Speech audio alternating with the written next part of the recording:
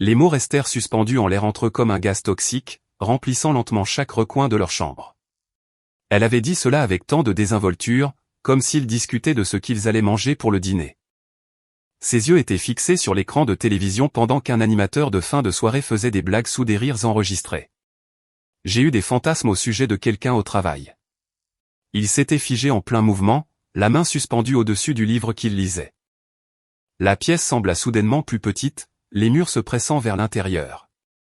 Son premier instinct fut d'en rire, de supposer qu'elle plaisantait.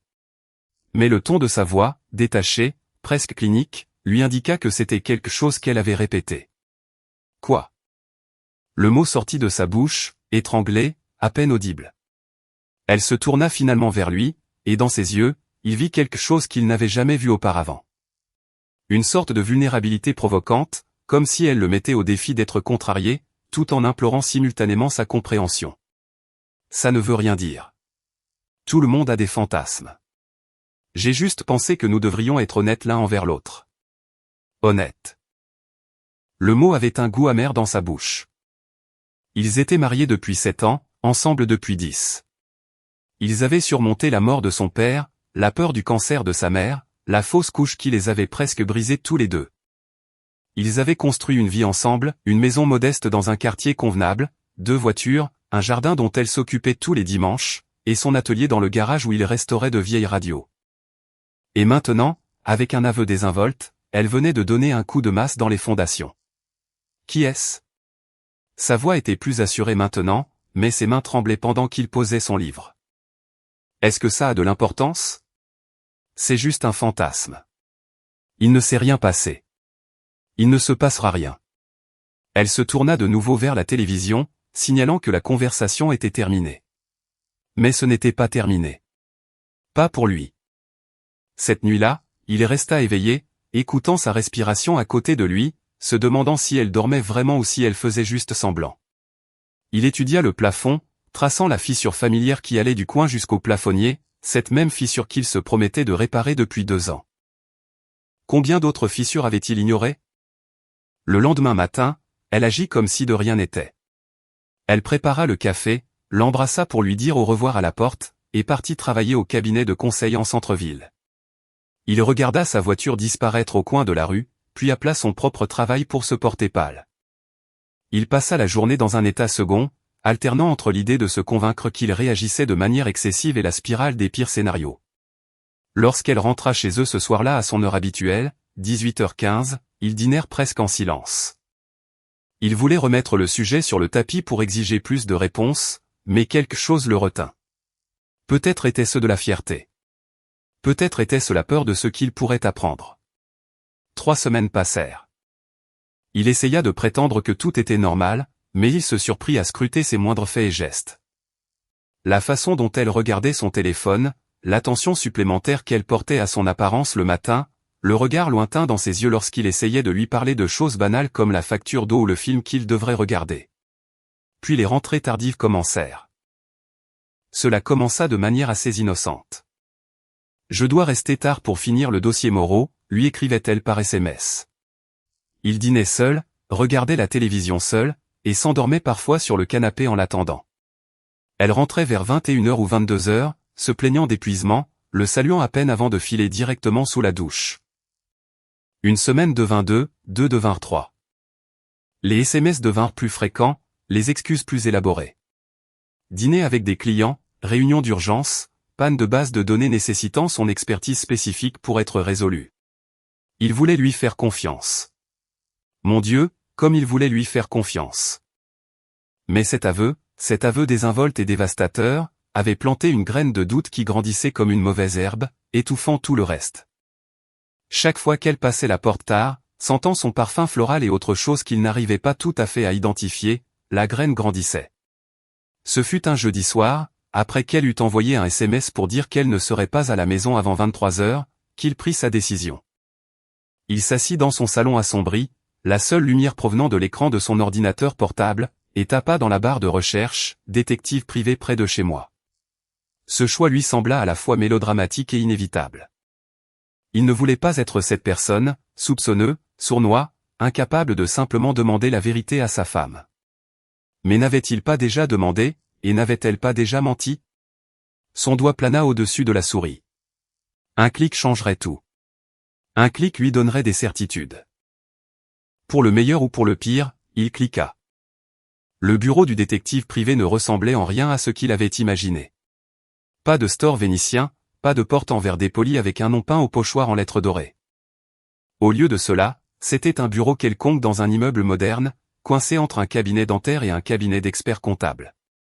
La salle d'attente était décorée d'affiches de motivation sur le succès et la détermination, le genre qu'on trouve dans n'importe quel espace d'entreprise.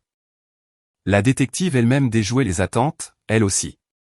Au lieu d'un homme grisonnant en trench coat, une femme d'une quarantaine d'années l'accueillit, sa poignée de main ferme et professionnelle. Elle portait un blazer bleu marine et se déplaçait avec l'efficacité de quelqu'un qui faisait ce métier depuis très longtemps. « J'ai vu toutes les variantes de cette histoire », dit-elle une fois qu'ils furent assis dans son bureau. Son bureau était immaculé, chaque chose à sa place. Vous seriez surpris de voir à quelle fréquence cela ne mène à rien. Les gens font des heures supplémentaires. Parfois, ce n'est que ça. Et les autres fois, demanda-t-il. Elle plongea ses yeux dans les siens avec un regard qui n'était ni compatissant ni froid, juste honnête. Les autres fois, vous obtenez des réponses. Savoir si vous les voulez ou non est une autre question. Êtes-vous sûr de vouloir ces réponses? Il pensa à la femme qu'il avait épousée, celle qui lui laissait des mots d'amour dans son sac de déjeuner, qui dansait avec lui dans la cuisine pendant que le dîner cuisait, qui avait un jour conduit 4 heures sous une tempête de neige pour lui faire la surprise le jour de son anniversaire. Cette femme était-elle capable de trahison, ou était-elle déjà devenue quelqu'un d'autre? J'ai besoin de savoir, dit-il. La détective hocha la tête et sortit un contrat. J'aurai besoin de photos de votre femme, des informations sur son véhicule, de l'adresse de son travail et de son emploi du temps habituel. Mon tarif est de 92 € de l'heure, plus les frais. La plupart des affaires de ce genre se résolvent en une semaine. Parfois moins. Je vous fournirai des rapports quotidiens et des preuves photographiques de toute découverte pertinente. Il signa le contrat d'une main qui avait cessé de trembler. Quelque part au cours du processus de prise de décision, un calme étrange s'était installé en lui. L'incertitude qui le rongeait depuis des semaines commençait à reculer, remplacée par la certitude que bientôt, d'une manière ou d'une autre, il connaîtrait la vérité. Ce soir-là, sa femme envoya un SMS à 17h30. Je vais encore rentrer tard. Ne m'attends pas pour dormir. Il répondit avec un emoji pouce en l'air, puis transféra le message à la détective. Les 2 premiers jours ne révélèrent rien d'inhabituel. Elle alla au travail, resta à son bureau jusqu'à 20h ou 21h, puis rentra directement à la maison. Les rapports de la détective étaient détaillés et horodatés. Le sujet est arrivé à l'immeuble de bureau à 8h47.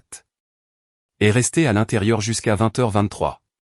S'est arrêté au café du coin, a acheté une boisson, l'a consommée seule, est arrivé à son domicile à 20h51. Il se sentait coupable de les lire, comme s'il violait son intimité, même s'il se rappelait que c'était elle qui avait planté la graine du soupçon. Le 3e jour, tout bascula. L'appel de la détective arriva à 19h15. Vous allez vouloir voir ça en personne. Je suis garé devant l'hôtel des Peupliers sur la route nationale 27.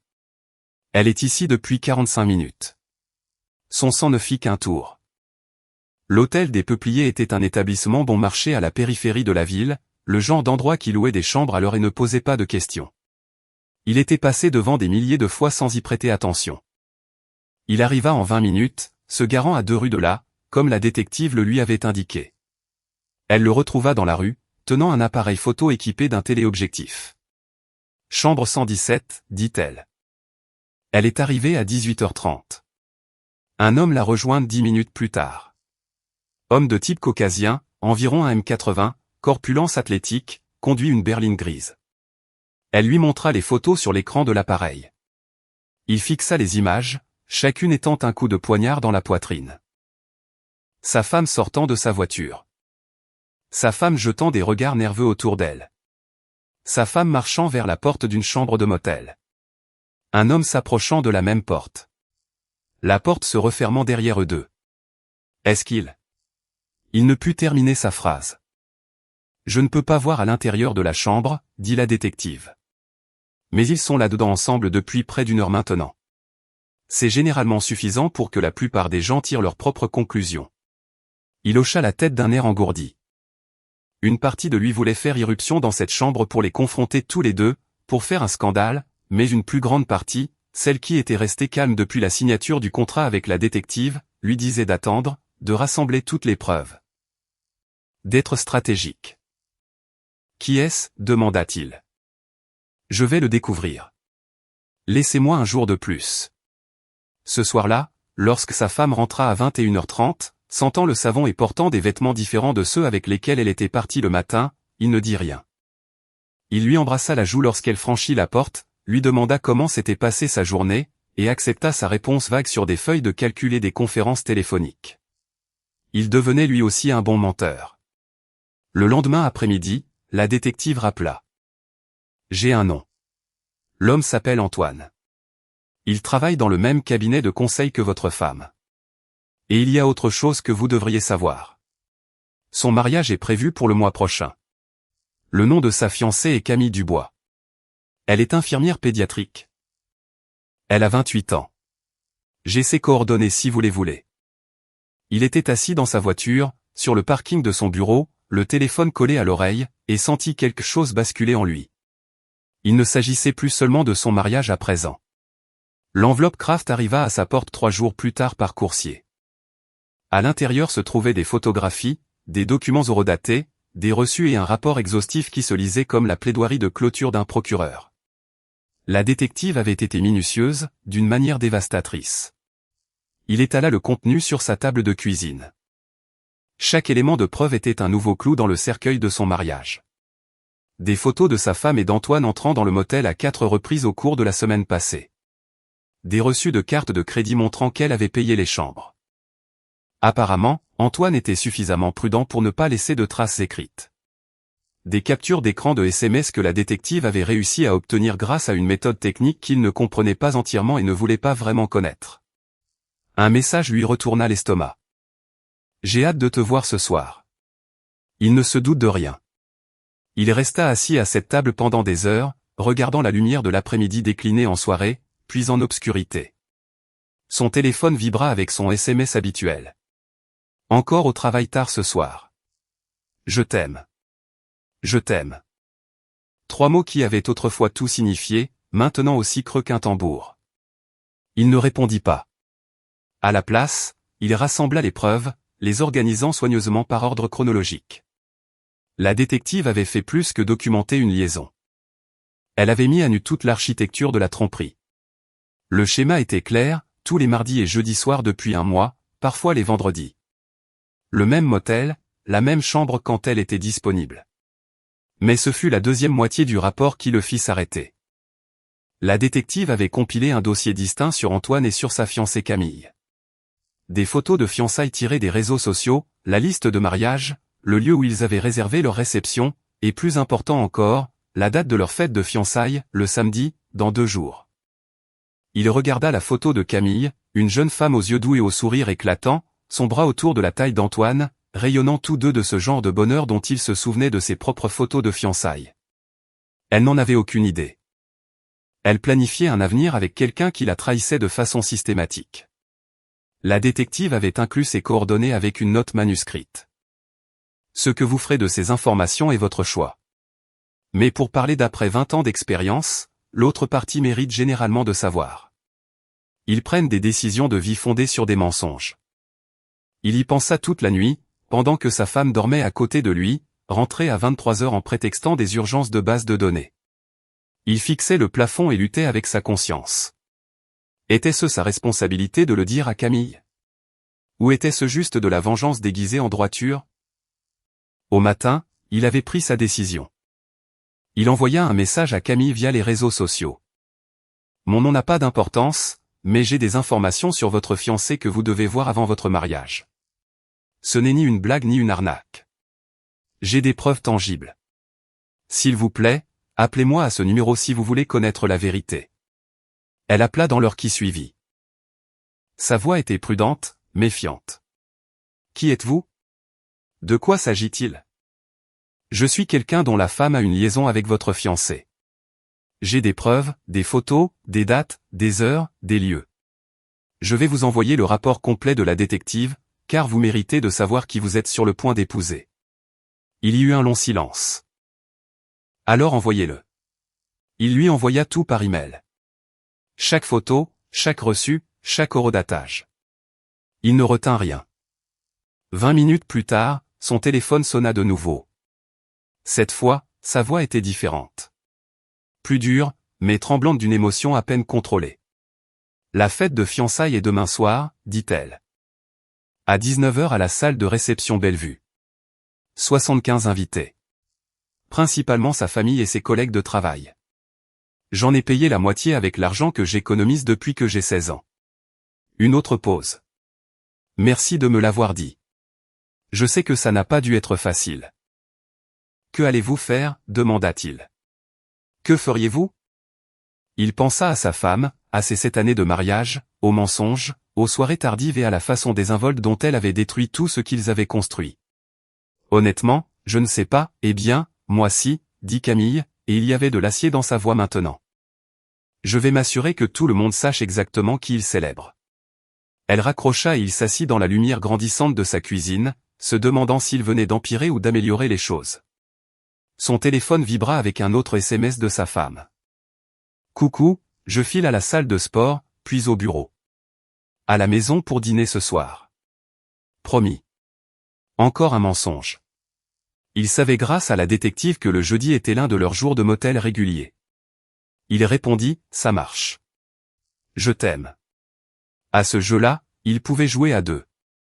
Ce soir-là, il fit quelque chose qu'il n'avait jamais fait auparavant. Il conduisit jusqu'à l'hôtel des Peupliers lui-même.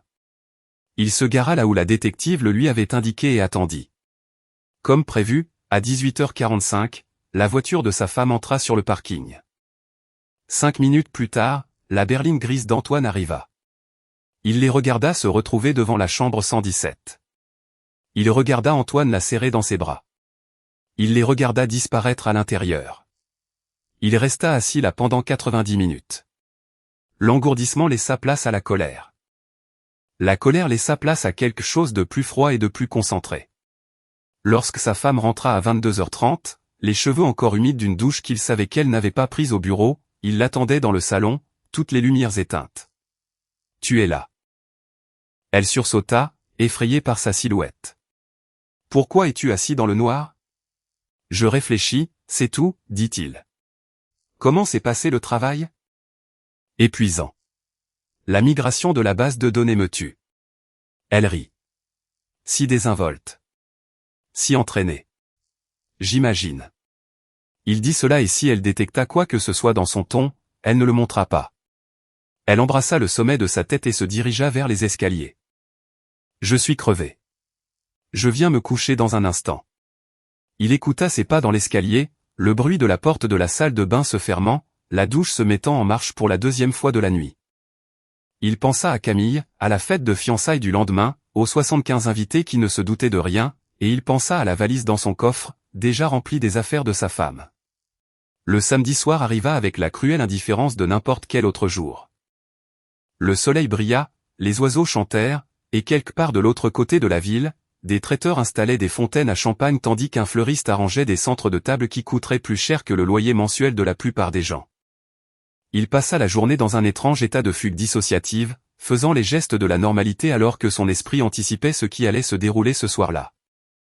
Sa femme était inconsciente de tout, bavardant joyeusement d'une solde dans son magasin préféré, lui demandant s'il devait commander une pizza ou un repas chinois pour le dîner. En fait, dit-il, gardant sa voix calme. Je pensais aller voir mon frère ce soir. Ça fait un moment que je ne l'ai pas vu. Elle s'illumina à cette idée, peut-être soulagée à la perspective d'une soirée libre. C'est une excellente idée. Passe-lui le bonjour de ma part. Bien sûr qu'elle était soulagée. Le samedi n'était pas une soirée habituelle pour le motel, mais il avait vérifié auprès de la détective, il n'y avait aucun événement sur l'agenda d'Antoine ce soir-là, à l'exception de sa propre fête de fiançailles. Sa femme prévoyait probablement de passer la soirée comme bon lui semblait, peut-être à rattraper le travail qu'elle avait fait semblant de faire pendant toutes ces soirées tardives. Il quitta la maison à 18h30, lui disant de ne pas l'attendre. Au lieu de conduire jusqu'à chez son frère, à 3 régions de là, il se dirigea vers le centre-ville, vers la salle de réception Bellevue. Il avait appelé Camille la veille pour lui faire part de son plan, ou plutôt pour s'assurer qu'il n'interférait pas avec ce qu'elle avait décidé de faire. Elle était restée silencieuse un long moment avant de répondre. « Vous devriez être là », avait-elle fini par dire. « Vous méritez de voir ça, vous aussi. Garez-vous sur le parking arrière. Je demanderai à quelqu'un de vous faire entrer par l'entrée de service. » Maintenant, assis dans sa voiture derrière l'élégant établissement, il s'interrogeait sur la sagesse de cette décision. Que espérait-il y gagner? Tourner la page? Une vengeance? La validation qu'il n'était pas fou? Que son instinct avait eu raison depuis le début? Son téléphone vibra avec un SMS d'un numéro inconnu. Porte de service. Maintenant. L'intérieur de la salle de réception était un modèle d'élégance décontractée. Des guirlandes lumineuses étaient drapées au plafond. Les tables étaient recouvertes de nappes crème, un comptoir où le barman préparait des alcools de qualité supérieure. Et des gens, tant de gens, vêtus de tenues de cocktail, riant et discutant, totalement inconscients qu'ils étaient sur le point d'assister à une explosion. Camille le trouva près de l'entrée des cuisines. Elle portait une superbe robe bleu marine, ses cheveux étaient parfaitement coiffés, son maquillage sans défaut. Seuls ses yeux trahissaient ce qui allait se passer. Il contenait la même détermination froide qu'il avait senti grandir en lui toute la semaine. « Merci d'être venu, dit-elle. Je n'étais pas sûre de pouvoir faire ça toute seule. Où est-il? En train de tenir court près du bar, acceptant les félicitations comme s'il les méritait. Sa voix était amère. J'ai été la parfaite fiancée toute la journée, souriant, saluant sa famille, faisant semblant de ne pas savoir qu'il se tape une femme mariée dans un motel qui facture à l'heure. Il tressaillit face à cette franchise. Mais elle avait raison. Pourquoi adoucir la vérité maintenant? Ses parents sont là, poursuivit Camille. Ses grands-parents, son patron, la moitié de son bureau, y compris les collègues de votre femme. Je voulais tout annuler, juste partir, mais je me suis dit, pourquoi devrais-je être celle qui est gênée? Pourquoi devrais-je m'éclipser pendant qu'il garde sa réputation intacte? Avant qu'il ne puisse répondre, quelqu'un fit teinter un verre. Les bavardages de la foule s'estompèrent tandis que le père d'Antoine s'avançait au centre de la pièce, levant sa flûte de champagne. « Je veux tous vous remercier d'être venus célébrer mon fils et sa magnifique future épouse, commença-t-il, sa voix empreinte de fierté paternelle. Quand Antoine nous a parlé de Camille pour la première fois, j'ai su qu'elle était spéciale. La façon dont son visage s'illuminait lorsqu'il parlait d'elle. C'est comme ça qu'on reconnaît le véritable amour. Le véritable amour. » Les mots frappèrent comme un coup physique. Il regarda la mâchoire de Camille se contracter, regarda sa main se serrer autour de sa coupe de champagne. Le père continua, racontant des anecdotes sur l'enfance d'Antoine, sur la façon dont il avait toujours su que son fils trouverait quelqu'un de spécial.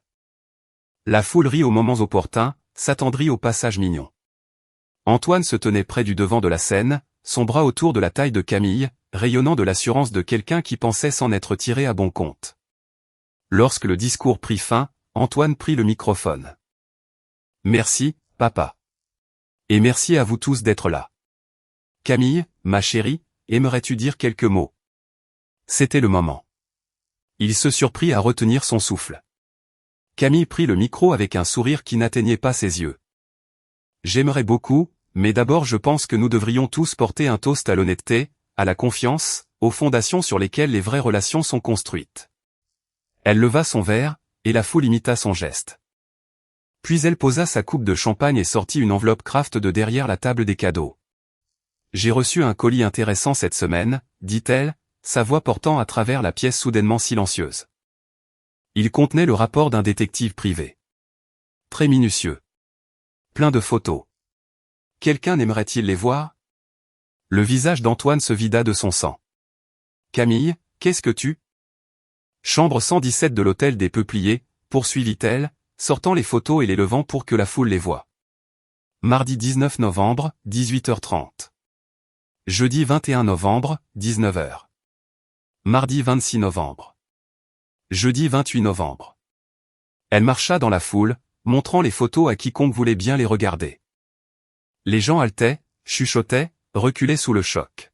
« Camille, s'il te plaît. » Antoine avançait vers elle maintenant, mais son père lui barra la route, fixant son fils avec une horreur naissante. Ces photos montrent mon fiancé, la voix de Camille devint plus forte, plus dure, en train de retrouver une femme mariée. Son nom est à la page 3 du rapport, si quelqu'un est curieux.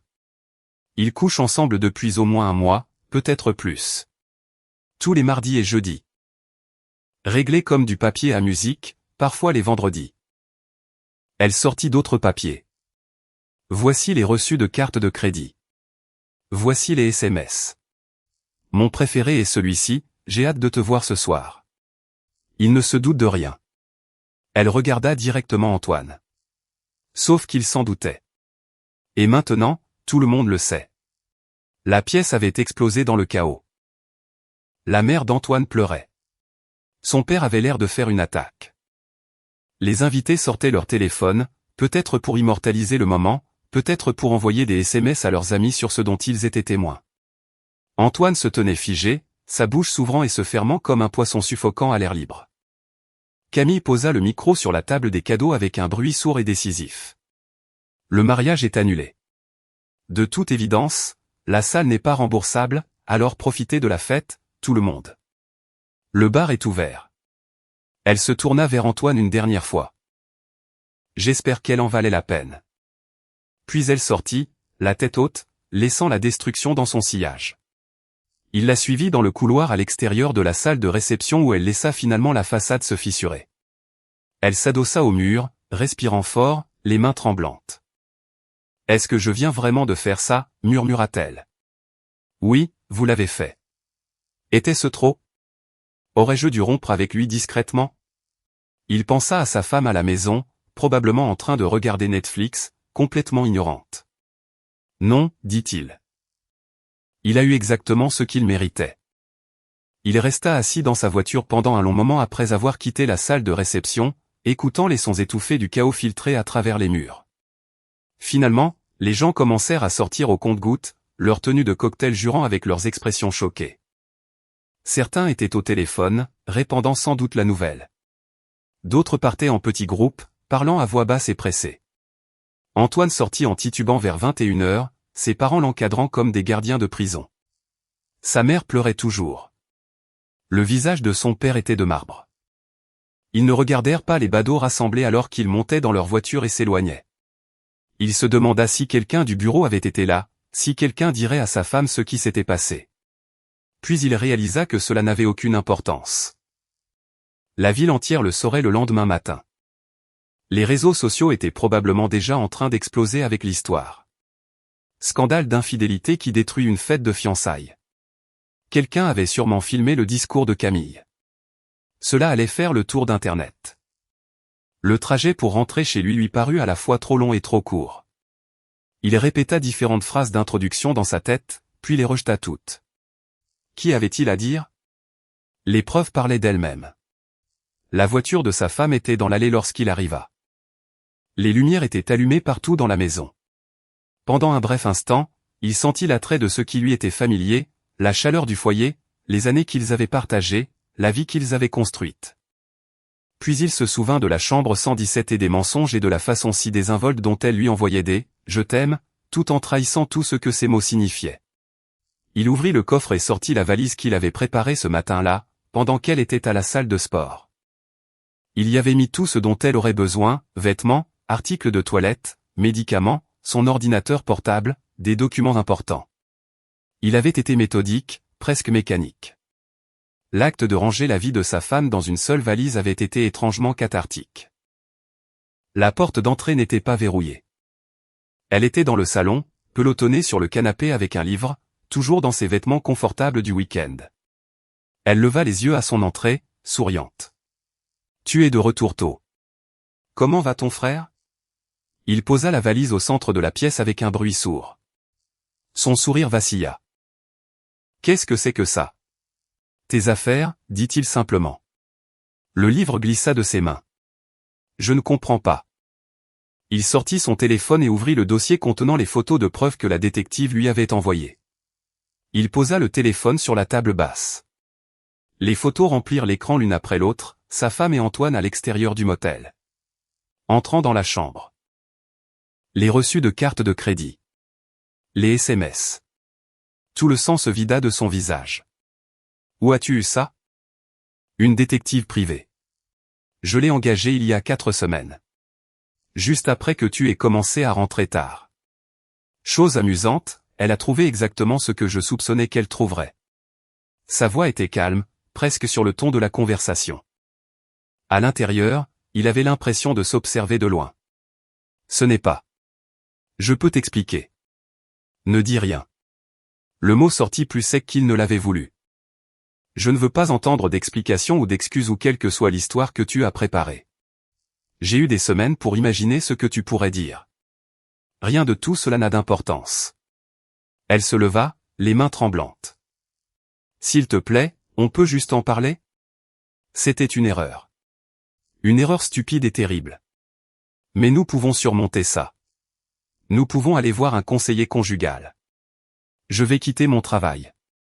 Je ferai tout ce qu'il faudra. Sais-tu où j'étais ce soir? Il lui coupa la parole. J'étais à la fête de fiançailles d'Antoine. Enfin, son ancienne fête de fiançailles. Sa fiancée a reçu une copie du rapport de la détective. Elle l'a lu à haute voix devant tout le monde.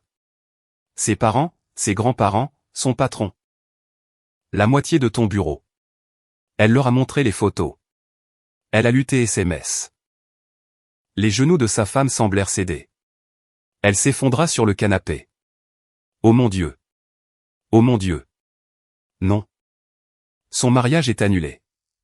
Sa réputation est détruite. Et demain, quand tout le monde à ton bureau saura ce qui s'est passé, la tienne le sera aussi. Il ramassa la valise et la lui tendit. Tu dois partir. C'est ma maison, à moi aussi. Le désespoir dans sa voix était palpable. Tu ne peux pas me jeter dehors comme ça. Je ne te jette pas dehors. Je te demande de partir parce que je ne peux pas te regarder en ce moment. Je ne peux pas dormir dans le même lit que toi. Je ne peux pas faire semblant que ce que tu as fait est quelque chose que nous pourrons simplement surmonter. Ses mains étaient calmes maintenant, sa voix ferme. Tu as fait un choix chaque fois que tu m'as envoyé un texto pour me dire que tu travaillais tard. Chaque fois que tu m'as menti en pleine face.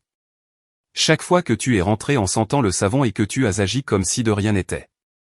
Tu as choisi ça. Elle pleurait maintenant. Des sanglots qui secouaient tout son corps. Je suis désolé. Je suis tellement, tellement désolé.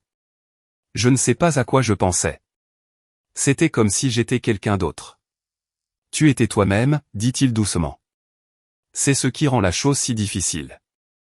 Tu étais toujours toi-même. Je ne savais simplement pas qui c'était. Il se dirigea vers la porte, s'attendant à ce qu'elle le suive. Lorsqu'elle ne bougea pas, il posa la valise près de l'entrée et se retourna vers elle. J'ai déjà parlé à un avocat, mentit-il. Ce n'était pas vrai, mais il le ferait à la première heure le lundi matin. La maison est à nos deux noms, donc nous devrons régler ça. Mais pour l'instant, pour cette nuit, j'ai besoin que tu partes. Tu peux rester chez des amis, de la famille, à l'hôtel. Ça m'est égal. Mais tu ne peux pas rester ici. Et pour nous? Sa voix était petite, enfantine. C'est fini? 7 ans de mariage, tout simplement terminé? Il réfléchit sérieusement à la question. Était-ce fini? Les gens pouvaient-ils se remettre d'une trahison aussi fondamentale? Certains couples le faisaient. Ils le savaient. Certains surmontaient des infidélités et en ressortaient plus forts. Mais ces couples commençaient probablement par l'honnêteté, pas par des mois de tromperie calculée. Je ne sais pas, finit-il par dire. En ce moment, je n'arrive pas à voir plus loin que cette nuit. Peut-être que plus tard je pourrai penser à demain, à la semaine prochaine, à l'année prochaine. Mais ce soir, j'ai besoin que tu partes. Elle se ressaisit lentement, se déplaçant comme une personne dans un rêve. Elle prit son sac à main, son téléphone, enfila ses chaussures. Elle marcha jusqu'à la valise et resta là un moment, une main sur la poignée. Je suis vraiment désolée, murmura-t-elle. Je sais que ça ne répare rien, mais j'ai besoin que tu saches que je n'ai jamais voulu que ça arrive. Je n'ai jamais voulu te faire du mal. Mais tu l'as fait, dit-il. Tu m'as fait du mal. Tu as brisé quelque chose que je ne sais pas comment réparer. Elle fit rouler la valise jusqu'à la porte, puis marqua une pause, la main sur la poignée. Est-ce que je peux t'appeler demain? Je ne sais pas si je répondrai. Elle acquiesça, acceptant cela, et sortit dans la nuit. Il la regarda par la fenêtre alors qu'elle chargeait la valise dans sa voiture. Alors qu'elle s'asseyait sur le siège conducteur pendant plusieurs minutes sans démarrer le moteur, et alors qu'elle s'éloignait enfin, ses feux arrière disparaissant au coin de la rue. Puis, il se retrouva seul. La maison lui semblait différente maintenant, plus grande d'une certaine manière, et plus vide. Il traversa chaque pièce, la voyant avec un regard neuf. La chambre où elle avait dormi à côté de lui tout en planifiant sa prochaine visite au motel. La cuisine où elle avait pris son petit déjeuner et l'avait embrassé pour lui dire au revoir avant d'aller retrouver son amant. Le salon où elle était assise à lire pendant qu'il assistait à la fête de fiançailles pour voir sa liaison être exposée au monde entier. Il finit par retourner dans le salon et s'assit sur le canapé où elle se trouvait lorsqu'il était rentré. Son téléphone vibra avec un SMS provenant d'un numéro inconnu. « Merci pour ce soir, d'avoir été là, de m'avoir dit la vérité. Vous m'avez sauvé de la plus grande erreur de ma vie. Camille. » Il répondit, « Vous vous êtes sauvé vous-même. Je vous ai juste donné les informations. » Sa réponse arriva rapidement. « Nous nous en sommes sortis tous les deux. C'est ce qui compte. » S'en était-il sorti? Il n'en était pas sûr. S'en sortir impliquait l'évasion, la liberté, le fait d'aller de l'avant. En cet instant, il se sentait figé dans l'ambre, piégé dans ce moment suspendu entre son ancienne vie et ce qui viendrait ensuite. Sa femme l'appela vers minuit. Il laissa le répondeur prendre l'appel. Elle appela de nouveau à minuit 30. Répondeur. À 1h du matin, un SMS. Je suis chez ma sœur. S'il te plaît, appelle-moi quand tu seras prêt à parler. Je t'aime. Je t'aime. Encore ces mots. L'aimait-elle? Pouvait-on aimer quelqu'un et faire ce qu'elle avait fait? Peut-être que sa version de l'amour était différente de la sienne. Peut-être que pour elle, l'amour était quelque chose qui pouvait coexister avec la trahison, quelque chose de compartimenté, séparé du désir ou de la tentation, ou de tout ce qui l'avait poussé vers la chambre 117 chaque mardi et jeudi. Mais pour lui, l'amour avait toujours signifié l'honnêteté, le partenariat, la certitude de faire face à la vie ensemble, dans les bons comme dans les mauvais moments, et de protéger ce qu'ils avaient construit. Elle avait pris cette conviction et l'avait brisée aussi négligemment qu'on laisse tomber un verre. Il ne répondit pas à son SMS. À la place, il regarda les photos une dernière fois, non pas pour se torturer, mais pour s'en souvenir, pour graver dans son esprit que tout cela était réel, qu'il n'avait pas réagi de manière excessive, que son instinct avait eu raison depuis le début. La dernière photo de la série montrait sa femme et Antoine debout à l'extérieur de la chambre du motel, la main de ce dernier dans le bas du dos de sa femme, tous deux souriants. Ils avaient l'air heureux, libérés de toute culpabilité ou conséquence. À cet instant, immortalisés par le téléobjectif de la détective, ils existaient dans une bulle où rien d'autre n'avait d'importance. Il se demanda si ce moment avait valu le coup pour elle, s'il valait les 7 années de mariage, le foyer qu'ils avaient construit, l'avenir qu'ils auraient pu avoir. Probablement qu'à ce moment-là, elle ne pensait à rien de tout cela. Elle ne pensait qu'à lui, Antoine, le collègue qui lui faisait ressentir quelque chose de nouveau, de passionnant. L'avenir était abstrait. La chambre du motel était immédiate. Maintenant, l'avenir était là et il ne ressemblait en rien à ce qu'aucun d'eux n'avait prévu. Les fiançailles d'Antoine étaient détruites. Le mariage de sa femme était terminé. Camille avait échappé à une vie bâtie sur des mensonges et lui était assis dans sa maison trop vide, essayant de comprendre comment être une personne qui avait été trahie. Dehors, le monde continuait son indifférente rotation. Le dimanche viendrait. Puis le lundi, où sa femme devrait affronter ses collègues, où Antoine devrait faire face aux conséquences, où tous ceux qui avaient été présents à cette fête de fiançailles raconteraient l'histoire à quiconque voudrait l'entendre. Mais pour le moment, dans les heures calmes du petit matin, il s'autorisa à ressentir tout ce qu'il avait retenu pendant des semaines. La colère, le chagrin, le sentiment de perte, non seulement pour ce qui était, mais pour ce qui aurait pu être. Il l'avait aimé, véritablement, profondément, de la façon dont on aime une personne avec qui l'on a construit sa vie. Et elle avait pris cet amour et l'avait traité comme quelque chose de facultatif, quelque chose qui pouvait attendre pendant qu'elle poursuivait l'excitation que lui offrait Antoine. C'était la partie qui faisait le plus mal. Pas seulement la trahison, mais sa nature désinvolte. La facilité avec laquelle elle avait menti. La façon si bien rodée dont elle l'embrassait pour lui dire au revoir chaque matin, sachant qu'elle serait dans les bras d'un autre homme le soir même. Son téléphone vibra de nouveau. Encore un SMS de sa femme. S'il te plaît, ne me rejette pas complètement. Je sais que je ne le mérite pas, mais s'il te plaît. Il éteignit son téléphone et monta dans la chambre. Il ne pouvait pas dormir dans leur lit, alors il rassembla un oreiller et une couverture, et se fit un nid sur le sol de la chambre d'amis. C'était inconfortable et étrange, mais c'était honnête d'une manière que rien d'autre n'avait été récemment. Le sommeil finit par venir, agité et plein de rêves dont il ne se souviendrait pas.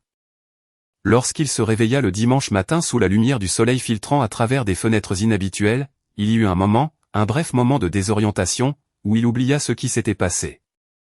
Où il pensa qu'il pourrait se retourner et voir sa femme dormir à côté de lui, paisible et innocente. Puis la mémoire lui revint de plein fouet, et il se souvint de la valise, de la fête de fiançailles, des photos, des mensonges, de tout ce qui avait été et de tout ce qui ne serait plus jamais. Il se leva et commença sa première journée entière dans sa nouvelle réalité. Une réalité où il connaissait la vérité, même si cette vérité lui avait tout coûté.